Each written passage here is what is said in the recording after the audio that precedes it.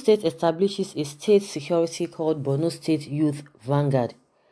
The Borno State Youth Vanguard, fully kitted with submachine guns, operational vehicles, and divided into sectors and platoons with commandants. They've got uniforms, ranks, and are salaried. But of course, this paramilitary outfit is legal according to some people. The Amotekun is not armed with submachine guns and not in any way near this private army in Borno State. Yet, it is Amotekun that's dangerous according to critics like a certain Malami, a Balarabe, or Yakasai, and that pseudo group called ÇØÖNT. When you want to insult the southern Nigerians, please garnish the insult with some respect. Dear northern establishment, whenever you point an accusatory finger, observe that 4 fingers point back at you. Amotekun is here to stay, whether you like it or not. Just like this vanguard, Nigeria is gradually becoming a regional state. We await the South-South and the Southeast regional versions of Amotekun. Protecting oneself is a fundamental human right. If we must come to equity, we must do so with clean hands. Those people complaining about Amotekun could go hug a life transformer and hopefully get electrocuted. Wow. This article is written by Penobi. So guys, this article is self-explanatory. We all know what has been happening, and we know the submission or the opinion of people from the northern parts of the country. They are not happy about this whole thing, and at the end of the day, everybody knows what their fears are, because they are thinking that with this kind of outfit like Amotekun, this restructuring and or the division that a lot of people have been clamoring for, this is one of the ways it will gradually come to reality. And those are the things that they are really afraid of. They are always preaching this one Nigeria, one Nigeria, one Nigeria. And meanwhile, the one Nigeria is favoring their elites, because when you check at their own place, there is no meaningful development at all. Their people are not developed, but the people who are not developed, they just believe that is the kind of life, or that is the normal lifestyle that human beings are supposed to be operating. So those ones are not even bothered. But for those ones who are really their leaders, the politicians amongst them, they want to continue to get what they really want to be getting out of selfishness.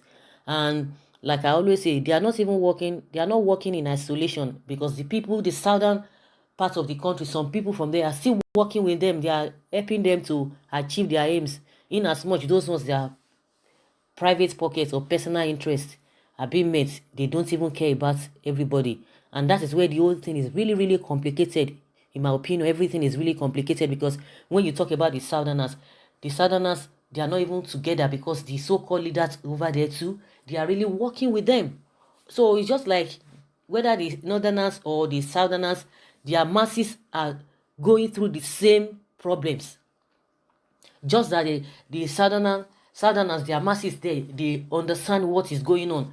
They don't like what is going on, but the other side, those people, they just love what their leaders are doing. They are not bothered. When you talk about things that are not working in this country, they are not bothered about that. But the masses from the southern part of the country are bothered. And that is just the difference between the whole thing. But when you talk about the leaders, both from all the regions, they are working together. They have a cartel, they have clique. The only time you hear them fighting or maybe talking, or they are not happy, is when they don't get one position or the other. And once they get all those slots, all the appointments, they are satisfied. They don't care. They don't care. They can jeopardize the interests of their own people. I mean, the southern politicians and their leaders, they can jeopardize the interests of the masses, irrespective of whatever. In as much they themselves personally, their friends and their own immediate families are well taken care of. So that's just the difference. But for those who are against this Amotekun in the southwest, like they always say that if you must come to equity, you must come with clean hands. See what you guys are doing over there, and you are coming out body to say because of this, because of this, because of that. Like Balarabe and Yakasai, those ones are of the opinion that it is a Oduduwa Republic that they are trying to establish. That is their fears. That is their fears. Malami is saying, oh, he was not consulted. Why Miyetti Allah saying, oh, this Amotekun is just targeted at our people because your people are into crime. That is why you are afraid. Because if your hands are clean, I see no reason why you will be afraid, or you will be condemning what is not even happening in your own zone, not happening in your own region. I see no reason why you will be complaining. Someone says here that a Yoruba nation, how markets? I want to ask Baba Tinubu, are you not in Nigeria again? And someone replied this, someone that comments that, na Tinubu, you go ask, not Yorubas. Amotekun for life. Tinubu, remember that when everything finished, it is your people that will remain. Yoruba are no more cowards. Let us have united voice on collective issues. Tinubu, stop looking as if no danger at your doorsteps. And someone says, so this is legal because it's operating in the northern parts of the country. Anyway, I am happy that the initiators of Amotekun have made clear that the outfit has come to stay. It is only a fool who will not protect himself against danger. And someone says, but is it constitutional? Someone says, yes, it is. Probably you have a good lawyer. Ask him. He will tell you need to know what you need to know concerning that. Remember, only a good lawyer that knows his job very well. So until constitution proves otherwise, before you will protect yourself, must you display your ignorance in every matter as if you are not in this country? Then who is fully who in this country? And someone says, I have said it before that the Southwest people need to lose sleep over mere pronouncements by some rapacious, vindictive, and violent brutes who are under the impression that Nigeria belongs to them. And so therefore, if they don't tell you to do anything, you dare not do it.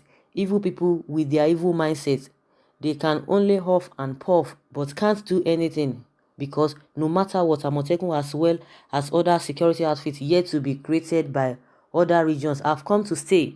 A government that we openly protect and sometimes condone the barbaric behavior of some particular ethnic group against others needs to be surprised when the downtrodden decides that enough is enough. And someone says this is a wake up for other regions. They really need to wake up. The northern terrorist governors and ÇØÓ1Ť will never say a word, and it will never be illegal to prove to your face what kind of government you have and their agenda. And someone says, if this story is true, then why the hue and cry over Operation Amotekun in the Southwest?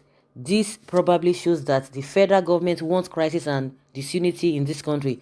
I don't know why they don't like peace. It appears the North wants to treat the Southwest as a vassal region.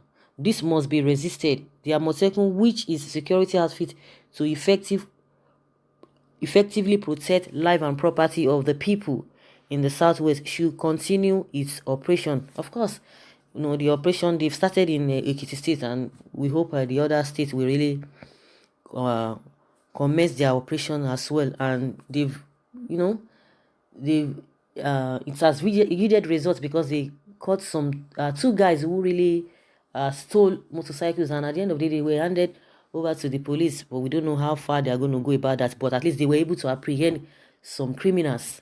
And like we said, those ones are not Fulani S-men. So I don't know why the Miyetti Allah is coming out to say this Amotekun is just targeted at them.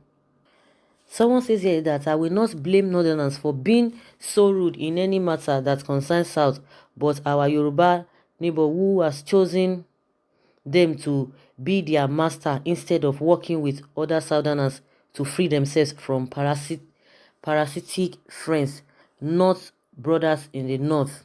God will continue to work way out for the whole region, irrespective of agendas each of the regions has in mind. Nigeria will not divide unless the will of God comes into play.